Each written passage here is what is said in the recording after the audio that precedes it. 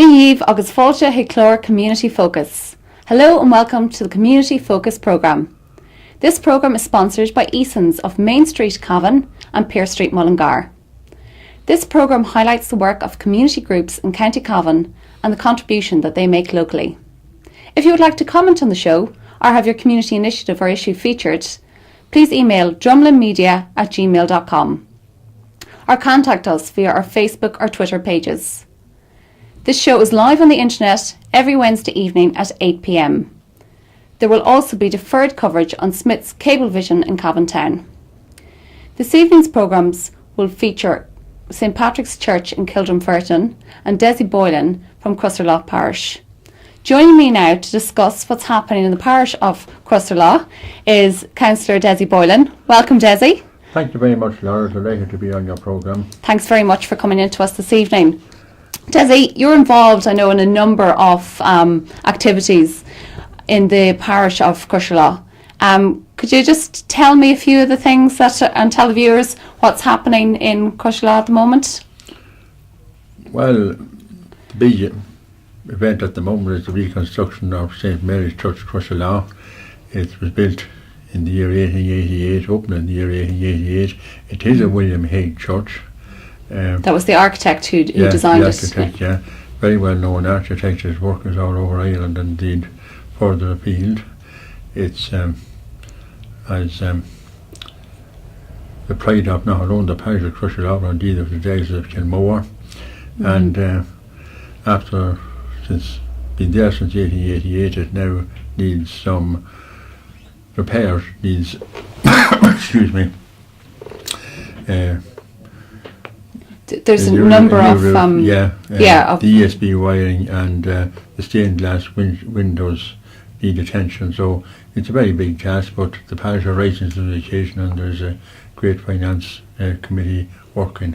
So you're looking for funding at the moment for the repairs for the stained glass windows and the roof, is it as well?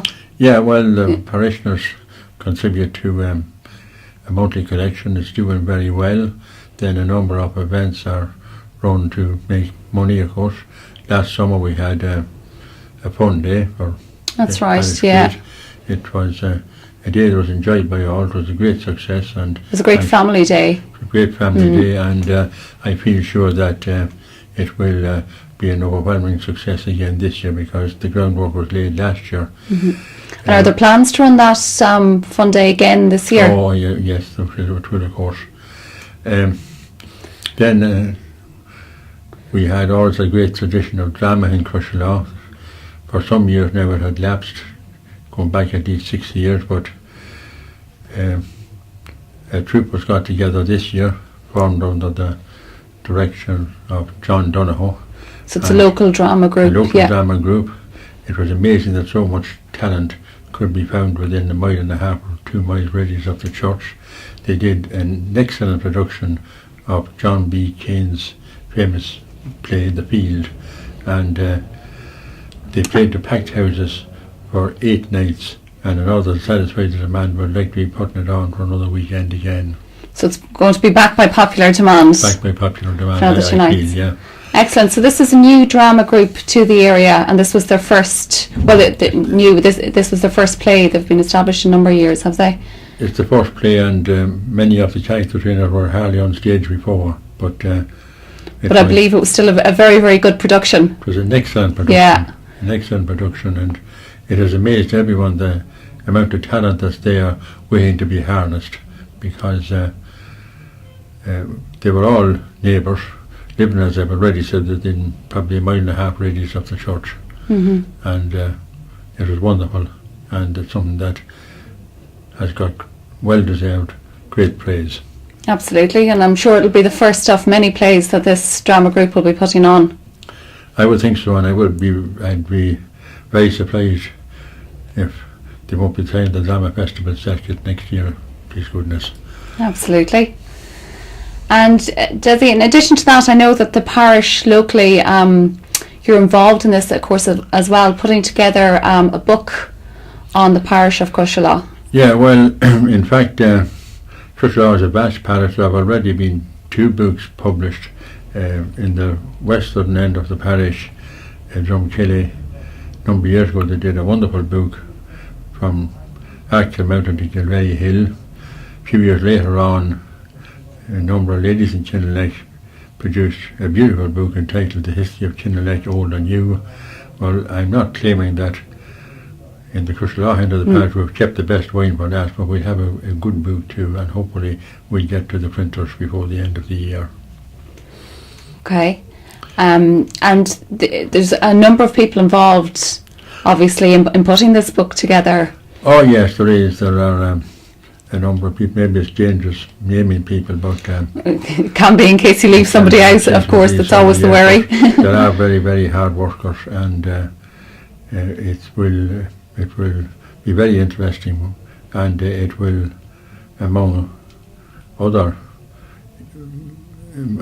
matters, apart from delving into history, it will be a reference for future generations as how people have lived since the year 1900, lived, worked, prayed and worshipped since the year 1900 and indeed before it. So it's like social history within the area. It's social history, but it's something, all those books, and a number of them have been done throughout the county, but they paint a picture of how people are living, how they have lived a few generations ago, and well, I feel that we have, for example, no records of how people actually lived, say, back in the mid-1700s or even the mid-1800s. So the book, you start off, don't you, with a map that it started off with a map dating back to the 1600s, and then we've done 32. Where did you get that map from? Actually, we reproduced it with the permission of the Irish Times. They published it in their newspaper about 15 years ago or so. So it's those type of maps they are available, but we chose the one from the Irish Times, and they gave us permission to reproduce it and told us to give some copies of, I think, the local schools. We're doing 33 town lands in our end of the parish. It's very much cross-community. We're covering the history of the two churches, St. Mary's in Cushelaw and St. Patty's in Kildrum-Ferton.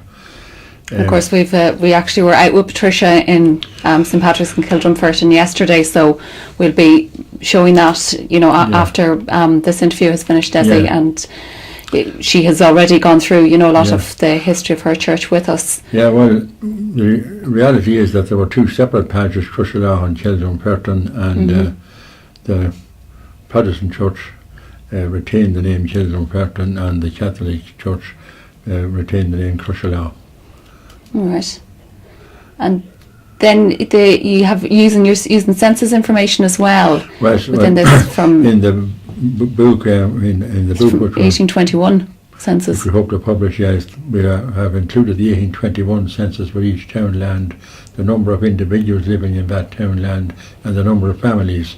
We're very, very fortunate to have that. It's near enough unique in Ireland because in the 5 and the 4 courts in 1916, 1921, 22, or whenever, very, very little of that, of the records of that census survived.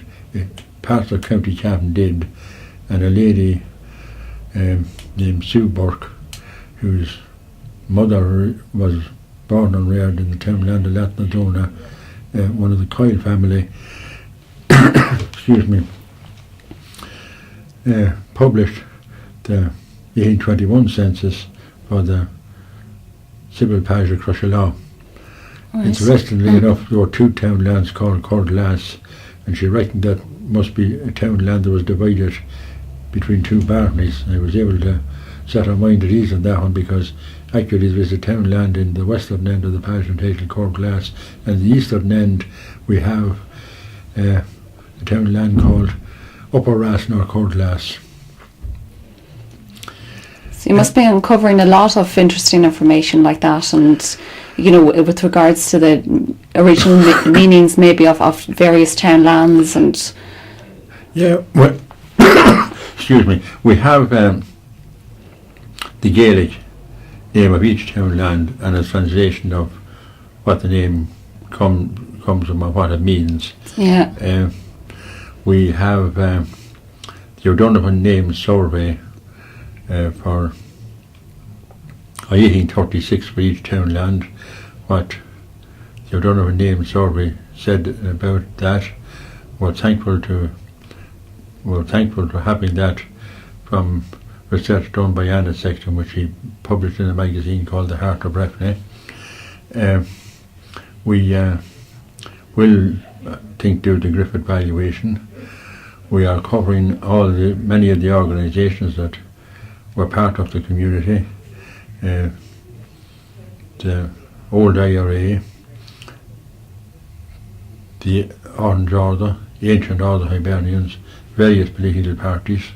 We are, of course, doing big coverage on the GAA, on Camogie, on the water scheme. We have included in each townland even some of the local characters that were lived in those townlands. Fantastic. So where are you getting all this information? I mean, you're going through an awful lot of different organisations, and is it through organisations themselves or individuals within the community? We talk to individuals within the community. There are people in each townland who knew a deal of local history, and it's too bad if it wouldn't be recorded because it'd be lost. Much has been lost already. Oh, absolutely, yeah. But it's great that you've taken the initiative, to do this, and that this will be kept within a publication, for future generations.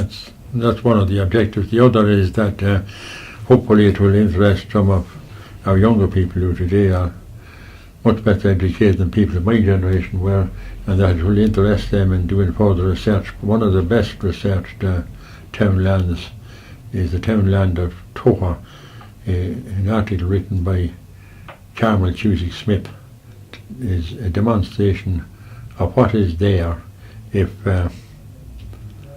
we really went out and looked for it, but you might want several volumes, not alone one book, to publish it all. But we hope that we will inspire young people to further research the history of the district.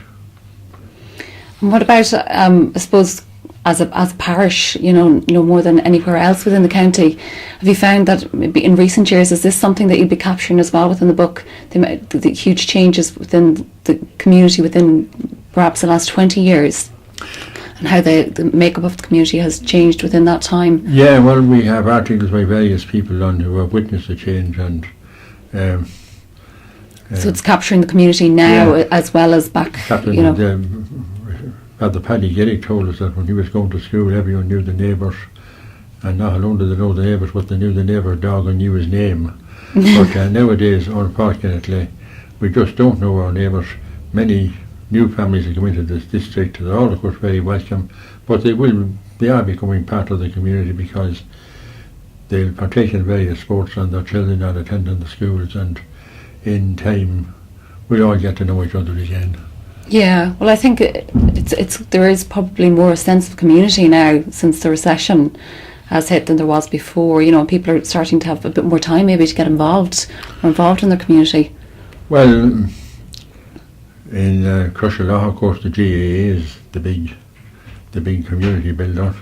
We have had a very strong GAA presence down the years. It started back in the very, very early 1900s when there were local teams that amalgamated the Crusherlaw Young Irons and the Leahy Emmets, and they formed the Crusherlaw Gales.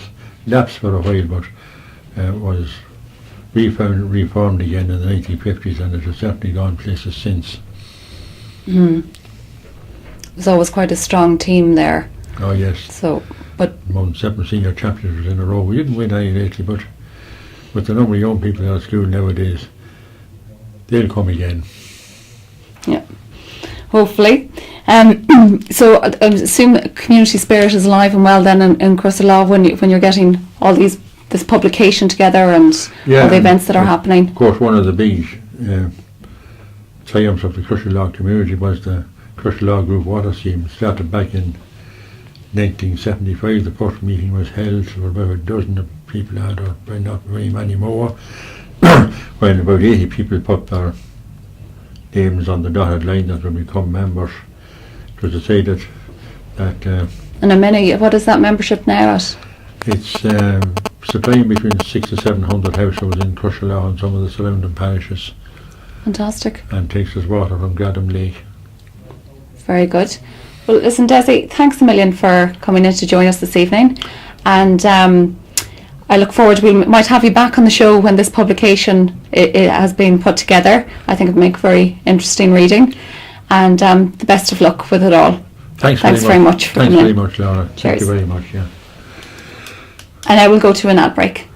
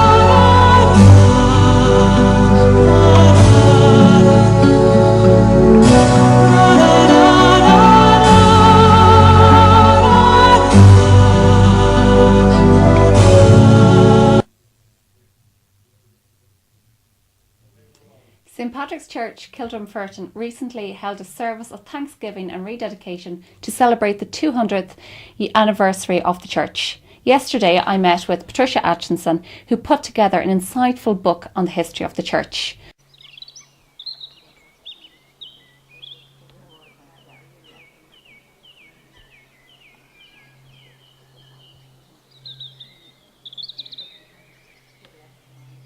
And Kildrum-Ferton Church celebrated its bicentenary this year. And Patricia put together this fantastic booklet on the history of the church. So Patricia, we'll just start maybe a background to where the whole idea for putting this booklet came together. The idea of the booklet. Well, as you mentioned, it was for the bicentenary. It is part of a chapter that's going to be another book for Crossalock that we hope to publish later on this year. And our clergy lady who has just left, Canon Liz McElhenney, decided that it would be nice to have something to celebrate this bicentenary and to put this into a booklet. And also as a fundraiser, because we're doing up our rectory, our church house, and we need to get some funds for that. So it had a dual purpose. Absolutely. Yeah. And then a little bit of history about the church. This church, we first of all started using it in 1812. Yes. Well, the original Church of Ireland church was down in Kill, which is just outside Kilnalek. And in 1804, it was decided down there the church was in bad repair down there, costing too much money to repair, that they would build a new church on the glebe land. This was actually church land here in the townland of Carrickacroy, and they would build a new church here, and it started in 1804, and it wasn't actually opened until 1812, in January 1812, when the first baptism was held. And you have a record book and everything here showing the baptism. First baptism. Yes, yeah, so 1812. So we have all the process of the building and the collecting of the money and how the money was collected from the houses and the loans that were got, and is all very, very well recorded in all the, what they call the vestry books, in the minute books, and you have them all, of course, in this booklet as all well. in that booklet, yeah. Absolutely. The people who actually collected, who did the fundraising, were actually paid, weren't they? Because they were paid so to go, yes, because at that time, well, when it started in 1804, they had to collect £120. Now that was for the whole year, and it was at 10 shillings per house. So they paid what's called the church wardens to go around and collect this money because they felt it was a big undertaking for them to do voluntary. And it's not like nowadays. Everyone does things voluntary. So they got paid for doing this, yes. Very good. And another interesting fact I saw in the book about the that people were actually paid here to by the church over keeping the bodies, that bodies weren't stolen from the church grounds. That's correct, yeah. In those days, apparently, it was quite common to go into church graveyards and to steal bodies, and also to throw in bodies, mainly of orphan children then. And they were taken away, apparently I understand, for these bodies to be sold. So they had to employ men, and they had to pay the men, and they had to buy shot and guns and the whole lot to protect the graveyard outside from the bodies being stolen. And also that hence brought on the building of the wall outside the church to try and keep people from coming to steal the bodies, the church bodies. Apparently it was quite common in those days. Mm-hmm. And that's again, you've all the records. All recorded in that, yeah. And again, that was all recorded in the minute books of the vestry, and how much they were paid and how much the gunpowder cost and the guns and all. It's all recorded in this booklet. It's brilliant. Yeah. We might just move down to the baptismal fountain. Yeah. Patricia has the original, the records of all the baptisms here in the church, and you can see the first baptism recorded here, Susan Stevens, on February the 2nd, 1812, and it's actually noted below it, beautiful handwriting, that this was actually the first baptism in the new church of Grosvenor was opened. Yes. And then this baptism font was replaced then by Elliot Motherwell in 1907. Elliot Motherwell was a very prominent Justice of the Peace in Kinalek. He lived outside Kinalek, but was a parishioner of this parish. And he put up this font, and he had, in memory of, the wife put up in memory of her husband, but they also have a big monument outside. And they also left money to the church, which to this very day there's a dividend received from it yearly, the Motherwells. And another interesting fact is that Elliot Motherwell was married twice, and there's 133 years between the age of the birth of his first wife to the death of his second wife, which can also be seen very clearly on the monument that outside is put up there. Yeah. It's a huge gap, isn't it? Huge gap, absolutely huge gap, yeah. Because his first wife was quite old and his second was very, very young. So there's 133 years between the death, of the two of them. Interesting. Yeah. So, and as I said, we're still getting money from the bequest that he left, which is invested, and the dividend comes every year. It's small, but it's all money. Yeah, absolutely. Yeah, absolutely, yeah. Great. Okay, that's grand. Is there anything else then, Patricia, that... well, now you have the whole chancel up there by Freitas, and then now this is another interesting thing now. That Holy Communion table there was put up by a family called Lowry's, Harold Lowry, but a family of Lowry's. They lived down in Gradham. Now, again, right up to December 2010, the Lowrys sent money here twice yearly to the church. Harold Lowry, who's this clergyman here. He sent money twice yearly to the church, right? Mm-hmm. And in 2010, he always posted to me, and in 2010 he sent me the money, and he had written a letter with it to say that he was in good form, he was over 90 himself and his wife, and that his two sons weren't very well, but had improved.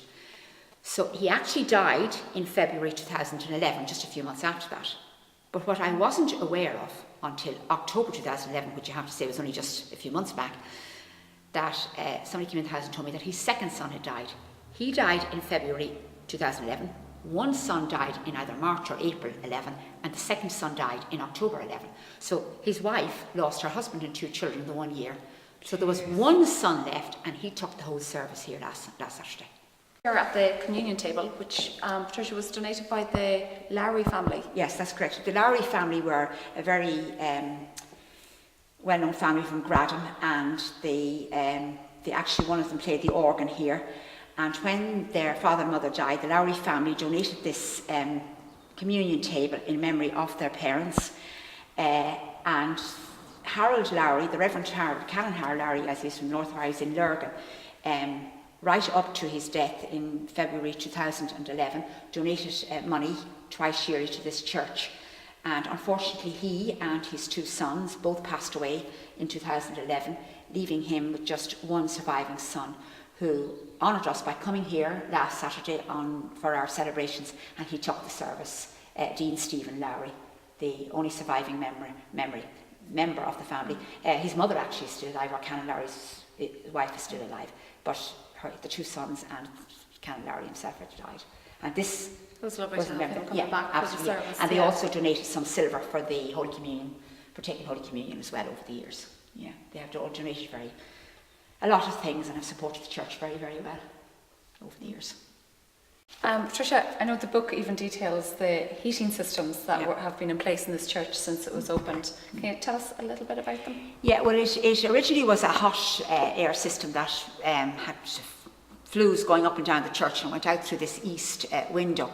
Mm-hmm. But after that then, it was an open turf fire.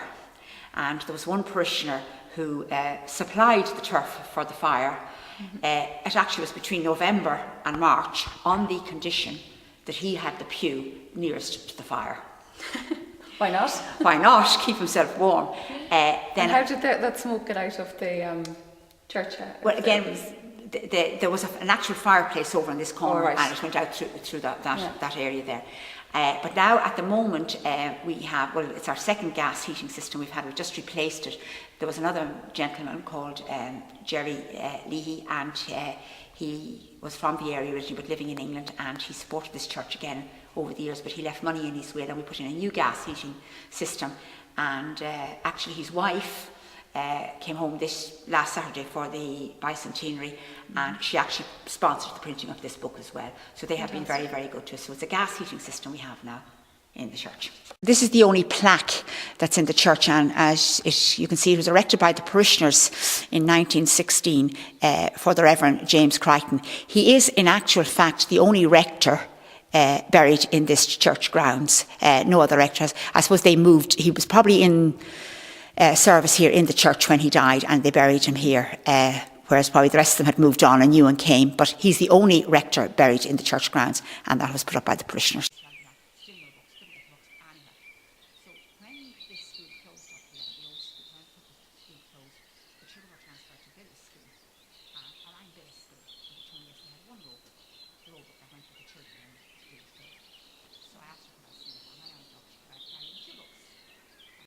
That brings to an end tonight's community focused show on cavantv.com.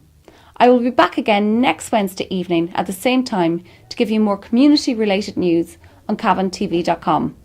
A special thanks to everyone who contributed to the programme this evening.